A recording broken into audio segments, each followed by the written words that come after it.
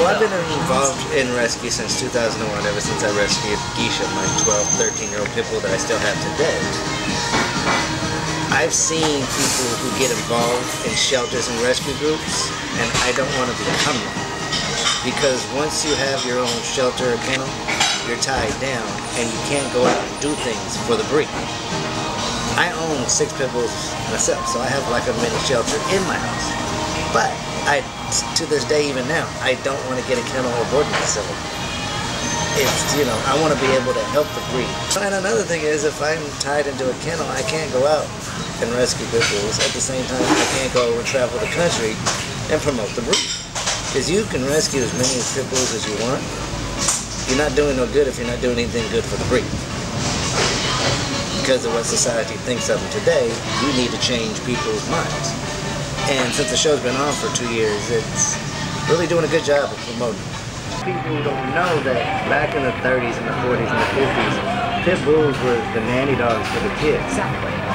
President Woodrow Wilson and President Franklin had one in the White House lawn. They were the poster child for the military. They were also stars like Navy. The dogs haven't changed. It's what we as humans have done to them.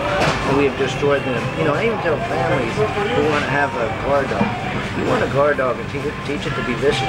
Don't get a pit bull. Get a Rottweiler or German Shepherd. You don't treat these dogs or train them to be vicious. Because once you do, something's going to happen. You want something that's loving and fun to be around and a family dog? Get a pit bull because it will protect you. Any dog will, most of the time. It's not just helping Shorty's rescue, it's helping the breed. And every time I go and I get species, and I tell people, you can't even adopt a pit bull.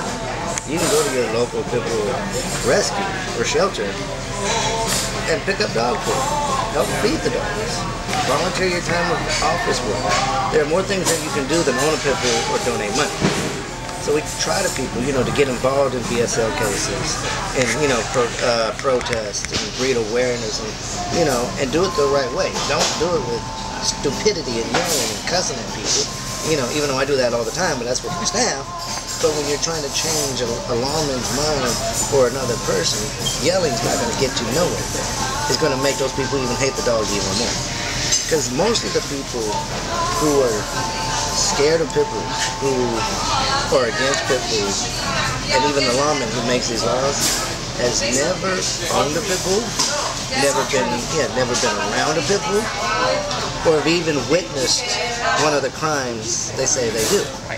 And when it does happen, and the media reports it, it's usually total, people don't understand why. What was the case? How did it happen? And sometimes they're not even pit bull. It's slowly going there. There's still a long journey, but we're in the right direction. And, with shows like Pit Bulls and Parolees and Pit Boss, it's actually giving, people awareness of what these dogs go through, why they act this way, and what we can do to change it.